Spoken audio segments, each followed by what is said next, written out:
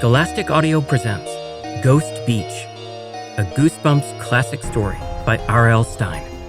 Read by Pete Cross.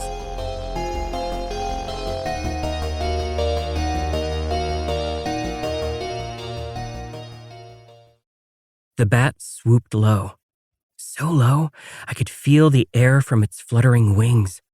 Terry and I dropped to the hard ground. I covered my head with both hands. My heart was pounding so loudly, I couldn't hear the wings fluttering. "Hey, where'd it go?" I heard Terry cry. I peeped out. I could see the bat spiraling up into the sky. I watched it swoosh and dip beyond us. Then suddenly, it went into a wild spin. It crashed onto the rocks nearby. I could see one black wing flapping weakly in the breeze. Slowly, I climbed to my feet, my heart still thudding. "What made it drop like that?" I asked in a shaky voice. I started toward it. Terry held me back. "Stay away. Bats can carry rabies, you know." "I'm not going to get that close," I told her. "I just want to take a look. I've never seen a real bat close up." I guess you could say that my hobby is science too. I love studying about all kinds of animals. "Here, check it out," I announced, scrambling over the smooth gray boulders. "Careful, Jerry," warned Terry. "If you get rabies, you'll get me in trouble." "Thanks for your concern," I muttered sarcastically. I stopped about 4 feet from the bat. "Whoa, I don't believe it," I cried. I heard Terry burst out laughing. It wasn't a bat. It was a kite.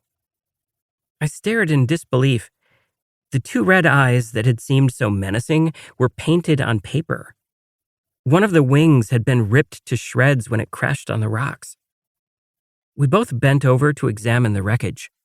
"Look out! It bites!" A boy's voice called from behind us. Startled, Terry and I leaped back. I turned and saw a boy about our age standing on a tall rock. He had a ball of string in his hand. "Ha ha, great joke," Terry said sarcastically. The boy grinned at us but didn't reply. He stepped closer. I could see that he had freckles across his nose, just like me, and brown hair, the same shade as mine. He turned back toward the rocks and called, "You can come out now." 2 kids, a girl about our age and a little boy about 5, clambered over the rocks. The little boy had light blonde hair and blue eyes, and his ears poked out. The girl's hair was auburn, and she wore it in braids. All 3 of them had the same freckles across their noses. "Are you all in the same family?" Terry asked them. The tallest boy, the one who had come out first, nodded his head. "Yeah. We're all Sadlers. I'm Sam, that's Louisa, that's Nat." "Wow," I said. "We're Sadlers too." I introduced Terry and myself. Sam didn't seem impressed. "There's lots of Sadlers around here," he muttered. We stared at each other for a long moment. They didn't seem very friendly. But then Sam surprised me by asking if I wanted to skip rocks in the water. We followed Sam to the water's edge. "Do you live around here?" Terry asked. Louisa nodded. "What are you doing here?" she asked. She sounded suspicious. "We're visiting our cousins for the month," Terry told her. "They're Sadlers too. They live in the little cottage just past the lighthouse. Do you know them?" "Sure," said Louisa without smiling. "This is a small place. Everyone knows everyone else." I found a smooth, flat stone and skipped it across the water. 3 skips. Not bad. "What do you do for fun around here?" I asked. Louisa replied, staring out at the water. "We go blueberry picking. We play games. We come down to the water." She turned to me. "Why, what did you do today?" "Nothing yet. We just got here," I told her. I grinned. "Except we were attacked by a bat kite." They laughed. I'm going to do gravestone rubbings and collect wildflowers, Terry said. There are some beautiful flower patches back in the woods, Louisa told her. I watched Sam skip a stone across the water. 7 skips. He turned to me and grinned.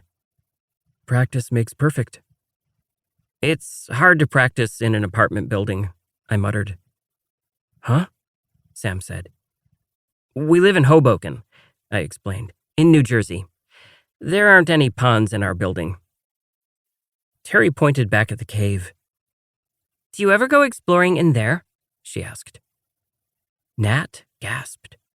Sam's and Louisa's faces twisted in surprise. Are you kidding? Louisa cried. We never go near there, Sam said softly, eyeing his sister.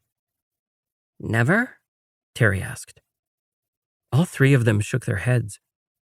Why not? Terry asked. What's the big deal? Yeah, I demanded. Why won't you go near the cave? Louisa's eyes grew wide. Do you believe in ghosts? She asked.